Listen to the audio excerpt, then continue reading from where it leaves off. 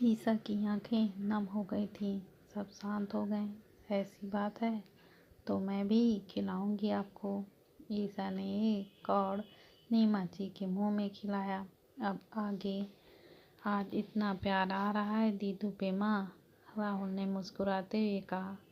नीमा जी ने ईसा के चेहरे पे प्यार से हाथ रखते हुए कहा, प्यार क्यों नहीं आएगा? जैसे मेरी पिया है वैसे ही ईसा। ईसा बेटा, तुम भी मेरी बेटी ही हो, नीमा जी ने कहा। तो ईसा उठकर उनके गले लग गई। आपको कहने की ज़रूरत नहीं है आंटी, आप मेरी माँ ही हैं।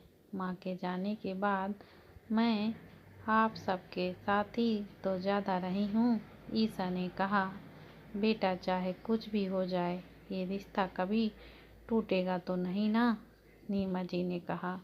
ऐसा क्यों कह रही हैं आंटी? ईसा ने हैरान होते हुए पूछा। बस बता मुझे, नीमा जी ने कहा। कभी नहीं, क्योंकि मैं ऐसा होने ही नहीं दूंगी, ईसा ने विश्वास दिलाते हुए कहा। नीमा जी और विक्रांत जी को ईसा के इस जवाब से काफ़ी सुकून मिला। उन्हें भी विश्वास हो गया कि चाहे कुछ भी हो जाए ईसा उन्हें ज़रूर समझेगी। आगे आने वाली सच्चाई से अगर उसे सामना भी करना पड़े तो उनका साथ कभी नहीं छोड़ेगी। मॉम, शादी मेरी हो रही है, ईसा की नहीं। थोड़े आंसू मेरे विदाई के लिए भी बचा के रखिए, पिया ने कहा तो सब हंस पड़े। चिंता मत कर, काफ़ी आंसू बचा के रखे हैं मैंने तेरी विदाई के लिए, नीमा जी ने मुस्कुराते हुए कहा। थोड़ी देर में सबने खाना खत्म किया। जब सब उठने लगे तो पिया ने सबको रोकते हुए कहा, प्लीज़ आप सब लिविंग रूम में आ जाइए, मुझे सबको मसूरी ट्रिप की फ़ोटो दिखानी है। हाँ मुझे देखना है भाई, चलो चलो, देवेंद्र जी खुशी खुशी कहते हुए जाने लगे। सब लिविंग एरिया में आ गए। नीमा जी और ईसा सबके लिए जल्दी से चाय और कॉफ़ी बना लाई। अरे वाह, ये काम बढ़िया किया आप दोनों ने, राहुल ने कहा। समर सीढ़ियों से ऊपर जा रहा था।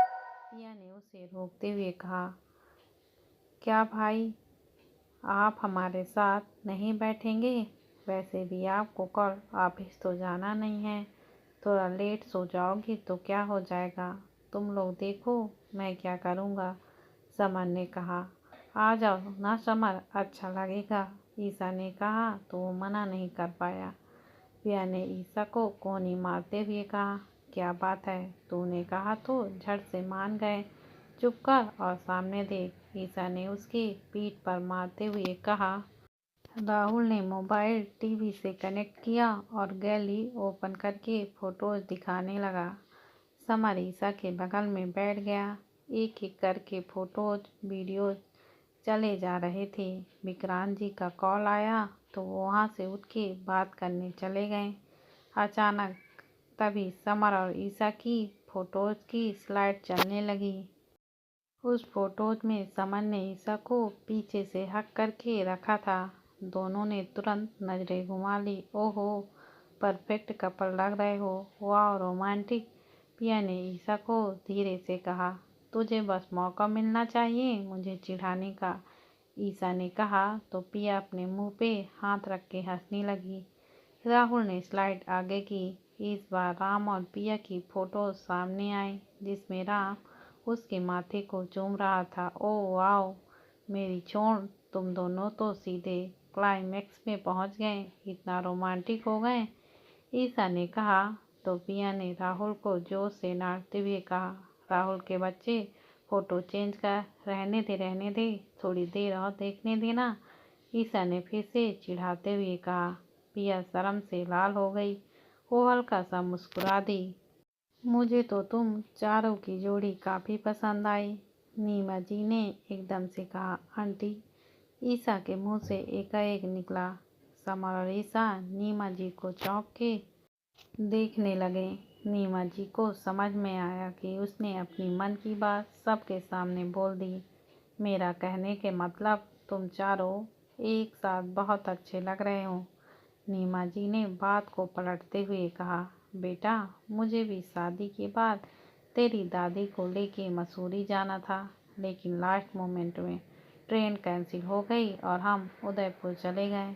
देवेंद्र जी ने कहा, दादू उस जमाने में आप दादी के साथ हनीमून पे गए थे। राहुल ने आश्चर्य से कहा। सब हंसने लगे। अरे हमारे ज़माने में भी हनीमून पे जाया जाता था। मेरी फैमिली बहुत ब्रॉड माइंड की थी। और एक बात सुनो, तुम्हारी दादी ने ही जिद की थी जाने की। देवेंद्र जी ने हंसते हुए कहा, हाँ, प्यार को सही तरीके से निभाना तो कोई आप और दादी से सीखे। पिया ने कहा, हाँ, प्यार तो हम दोनों एक दूसरे से बहुत करते हैं। सच कहूँ तो लव मैरिज ही समझो। देवेंद्र जी ने कहा, कैसे? पिया ने चौंक कर कहा, घर वालों ने हमारा रिश्ता पक्का कर चुका था। हम एक दूसरे को देखे नहीं थे। तुम्हारी दादी मेरे ही कॉलेज में थी और हम एक दूसरे से पहले से ही प्यार करते थे। कॉलेज के ख़त्म होने के बाद अपनी शादी की बात सुन के काफ़ी अपसेट हो गए और एक दूसरे को छोड़ने का फैसला ले लिया, क्योंकि घर वालों के अगेंस्ट जाने की ना मेरी हिम्मत थी, ना ही तुम्हारी दादी की। देवेंद्र जी ने कहा, फिर क्या हुआ? समर और ईसा एक साथ बोले। फिर जब मैं मंडप में बैठा तो देखा कि लड़की तुम्हारी दादी ही थी। हम दोनों को मानो जिंदगी जीने का मकसद मिल गया है। जो लड़की मेरे लिए चुनी गई थी वो तुम्हारी दादी यानी कि सुभद्रा ही थी। तो हुई ना लव मैरिज? देवेंद्र जी ने मुस्कुराते हुए कहा, वाह अमेजिंग। पिया ने कहा, दादू आप बहुत लकी हो। जिससे आपने प्यार किया वही आपकी लाइफ पार्टनर भी बनी। कहा सबको अपना प्यार मिल सकता। ईसा ने नजरें झुकाए हुए कहा और वहाँ से उठकर चली गई। ये ईसा क्यों, क्या हुआ? अचानक ऐसे चली क्यों गई? देवेंद्र जी ने कहा, पता नहीं। समा ने कहा, काश आपको पता होता भाई। पिया ने थोड़ा उखड़ते हुए कहा। पिया भी उठकर ईसा के पीछे चली गई। नीमा जी सब समझ रही थी कि ईसा के मन में क्या चल रहा है। ईसा की चिंता मत करिए पापा, वो ठीक है। चलिए रात बहुत हो चुकी है, अब सब सो जाते हैं। नीमा जी ने कहा, हाँ, कल पूजा के लिए सुबह उठना होगा। देवेंद्र जी कहते हुए अपने रूम में चले गए। समर, नीता और राहुल भी सोने चले गए। पिया ईसा के रूम का डोर खटखटाने लगी, पर ईसा ने दरवाज़ा नहीं खोला। पिया के मोबाइल पे ईसा का एसएमएस आया, I am fine, please go, let me alone for some time. Piya ने रिप्लाई किया, ओके। पिया अपने रूम में तब सोने चली गई। अगले दिन सब जल्दी उठ गए। दादी की बरसी के लिए गार्डन को काफ़ी सुंदर सजाया गया था। सब जल्दी से नहाकर बाहर आए। समर, राहुल और विक्रांत देवेंद्र जी के साथ गार्डन में थे। ईसा और पिया ब्राह्मणों के लिए भोजन बनाने में नीमा जी की मदद कर रही थी। बाहर एक टेम्पो आकर रुकी। उसमें से एक औरत एक लड़की थी। वो औरत निशा थी और लड़की उसकी बेटी दिव्या। रामू उनका सामान उठाते हुए अंदर चला आया। निशा, आने में कोई दिक्कत तो नहीं हुई ना? नीमा जी ने किचन से बाहर आते हुए कहा, नहीं भाभी, आराम से आए हैं। मुझे पता है भाई साहब नाराज होंगे। भाभी को पापा ने जिद किया, बस इसलिए आना पड़ा। निशा ने सिर झुकाते हुए कहा, तुम इस घर की बहू हो, तुम्हारा भी हक है इस घर पे। नीमा जी ने कहा तो ईसा चौंक गई। बहू? या ये तुम्हारी चाची है? मैं तो इनसे आज तक कभी नहीं मिली। इसका मतलब अंकल के भाई भी हैं? ईसा ने कहा, हाँ। नहीं ईसा, थे। जब मैं छोटी थी तभी विजय चाचू गुजर गए थे। मुझे तो ठीक से उनका चेहरा भी याद नहीं। चाची कभी हमारे साथ रही ही नहीं, वो अपने मायके में रहती हैं। पापा भी चाचू का कभी जिक्र नहीं करते। पिया ने सब कुछ बताते हुए कहा, और दिव्या कैसी हो बेटा? नीमा ने कहा, जी बड़ी माँ, मैं खुश हूँ।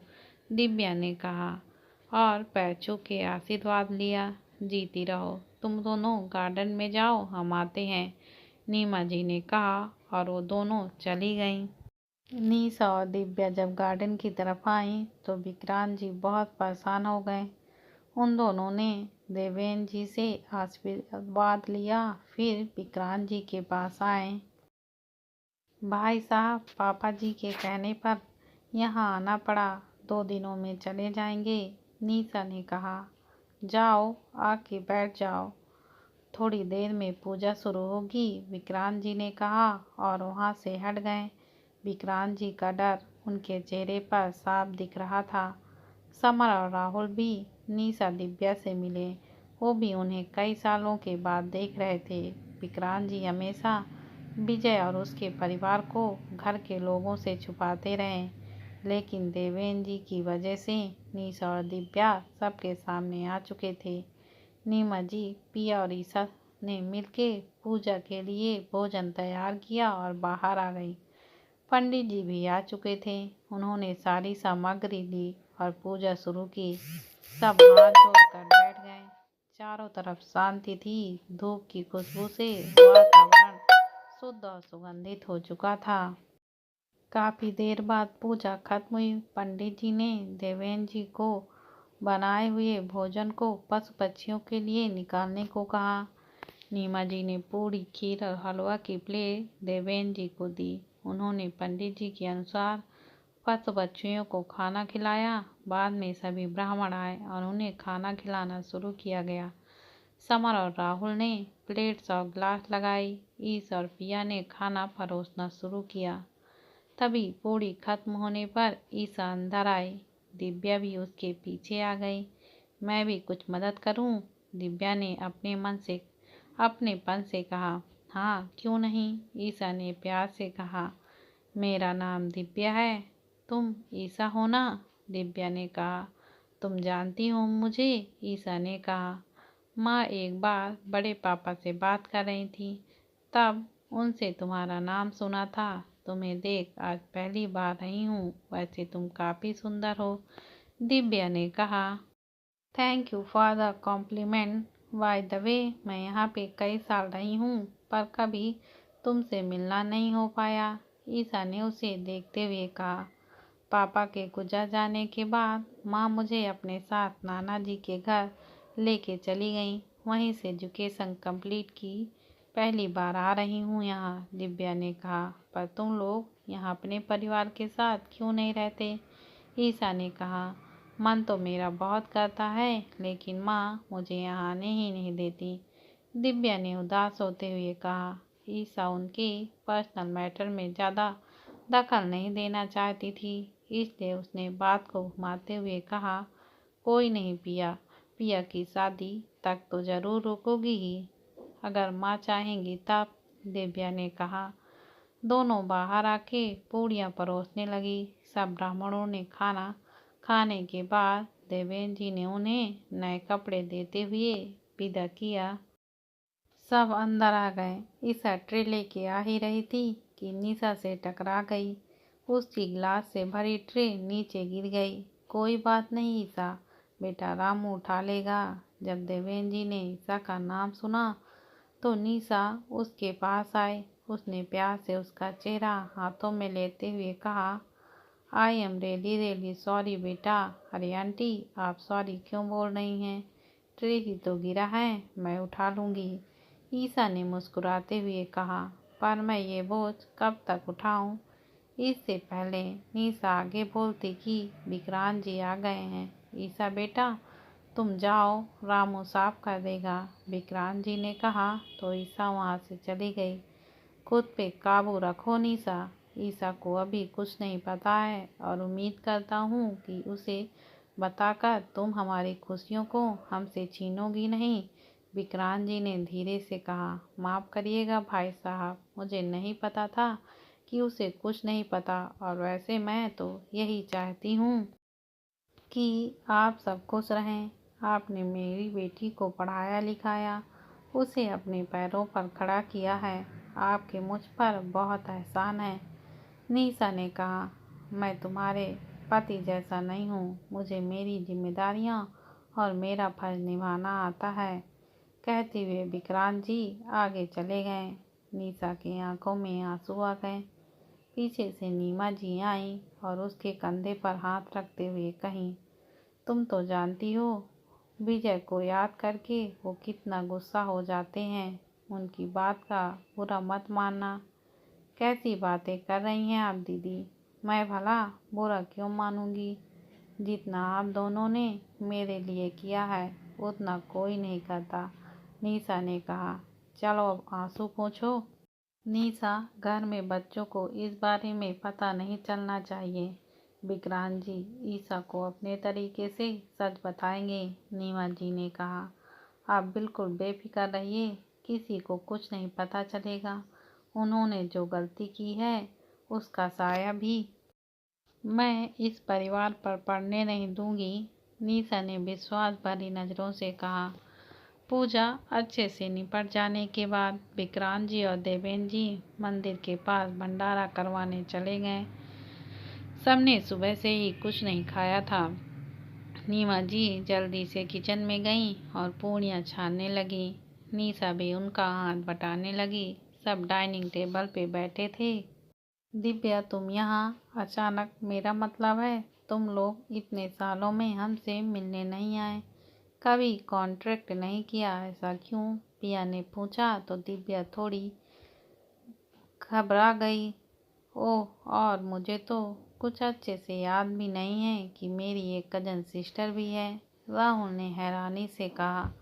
दिव्या लड़खड़ाती जवान में कही, माँ नहीं चाहती थी कि मैं अपनी पढ़ाई छोड़कर यहाँ आऊँ।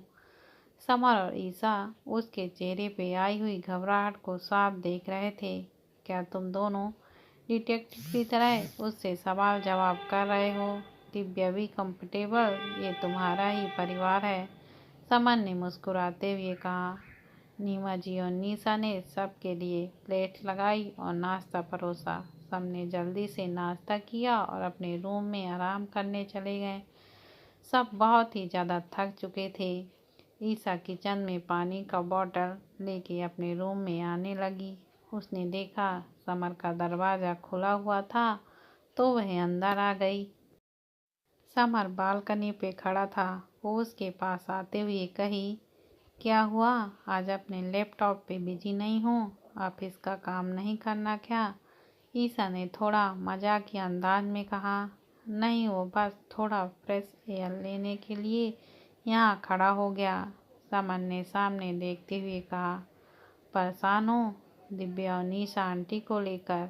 ईशा ने कहा। हाँ, थोड़ा अजीब लग रहा है, इतने सालों में वो हमसे मिलने क्यों नहीं आई?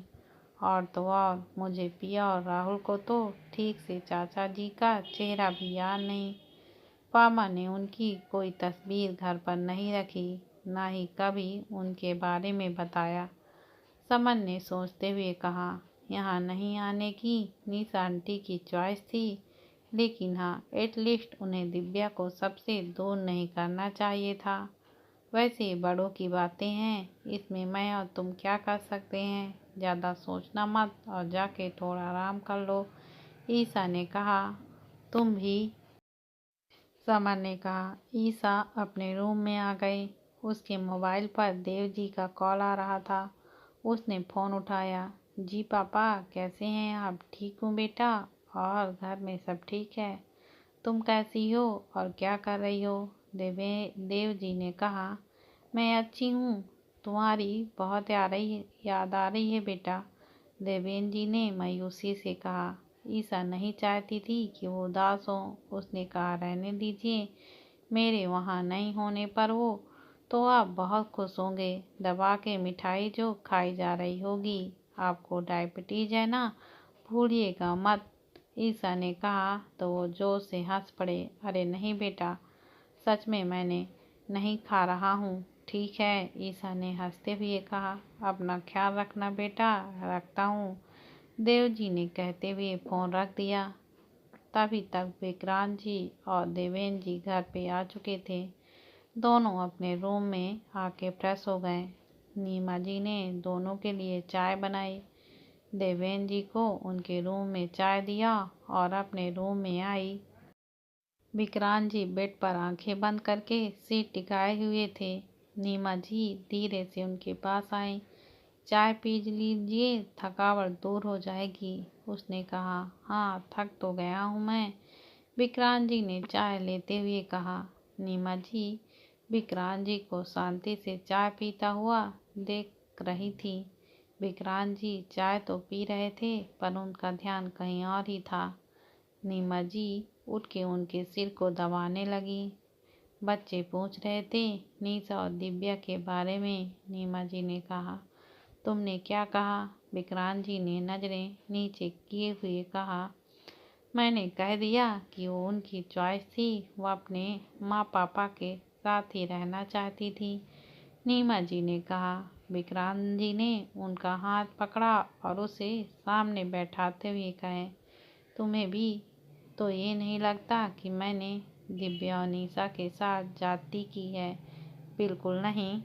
आपने जो किया परिवार की खुशी को बचाने के लिए किया। ऊपर से आपने तो दिव्या की पढ़ाई से लेकर उसकी जॉब तक सब कुछ तो किया है। उसे कभी भी किसी चीज़ की कमी नहीं होने दी। आप अपने दिमाग से ये बात पूरी तरह से निकाल दीजिए। नीमा जी ने उसे समझाते हुए कहा, मैं नहीं चाहता कि दिव्या यहाँ रहे, नहीं तो अपने पाप की सच्चाई को वो झेल नहीं पाती। दूसरी तब ईसा वो बच्ची तो और भी नहीं झेल पाती। कहते हुए विक्रांत जी ने अपने दोनों हाथ अपने सर पर रख दिए। जिंदगी कभी कभी हमारा इम्तिहान लेती है, लेकिन हमें मजबूत बनाने के लिए आप एक अच्छे पिता और भाई दोनों हैं। प्लीज उदास मत होइए। नीमा जी ने उनका हाथ पकड़ते हुए कहा, तुम ठीक कह रही हो, मुझे अपने परिवार के लिए मजबूत रहना होगा। विक्रांत जी पूरे आत्मविश्वास से कहते हैं।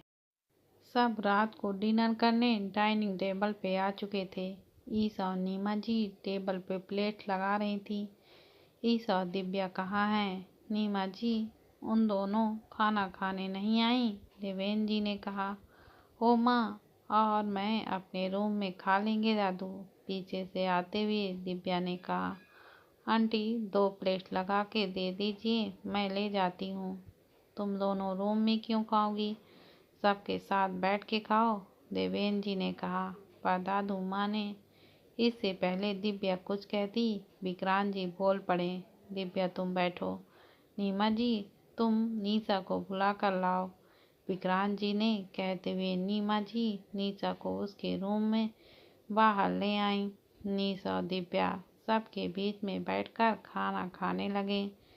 नीमा जी विक्रांत जी की तरफ देख रही थी। वो जानती थी कि उन्होंने देवेंद्र जी का मन रखने के लिए ही ऐसा किया है। खाना खाने के बाद सब अपने रूम में चले गए। ईसा पिया और समर छत पर टहलने चले गए। मौसम बहुत सुहाना था और हवाएं तेज चल रही थी। भाई आपको नहीं लगता कि पापा कभी कभी बहुत एंग्री यंग मैन बन जाते हैं? राहुल ने क्या गलत पूछा। बस इतना ही कि परिवार होते हुए चाची यहाँ क्यों नहीं रहती? पिया ने चलते हुए कहा। समर ने प्यार से उनके कंधे पर हाथ रखते हुए कहा, देख पिया, पापा जितने सख्त दिखते हैं ना उतना है नहीं। वो अंदर से नारियल की तरह मुलायम है। वो इतने बड़े परिवार को कई सालों से संभालते हुए चले आ रहे हैं। ये कोई आसान बात नहीं है। हम सबके लिए उन्होंने कितने ही सेक्रीफाइस किए हैं।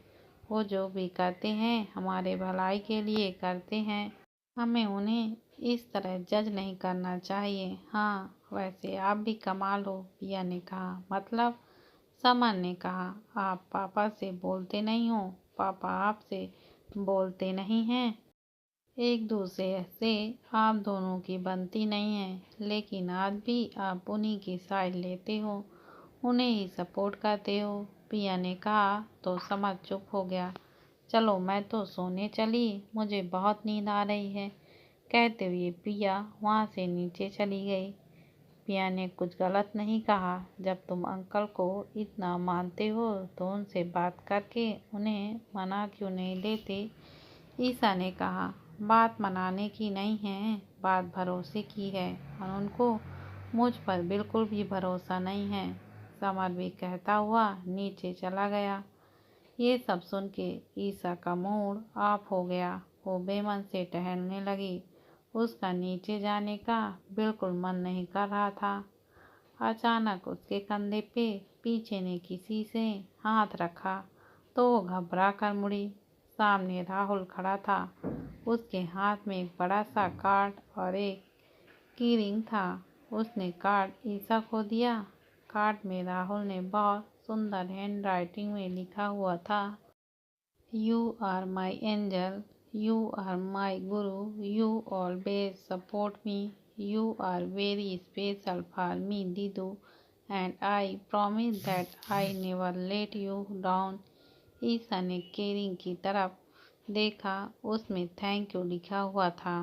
दीदू, आपने मुझे उन कॉलेज के गुंडों से बचाया था ना। मैं आपको ठीक से थैंक यू भी नहीं कह पाया, तो बस ये सब आपके लिए। वैसे आपने मुझे पहले भी कई जगह पे सपोर्ट किया है, तो ये उसके लिए भी, राहुल ने स्माइल करते हुए कहा। ईसा ने उसे गले से लगा लिया। बहुत समझदार हो गया है तू। ये मेरे लिए बहुत खास है। मैं हमेशा इसे संभाल कर रखूंगी।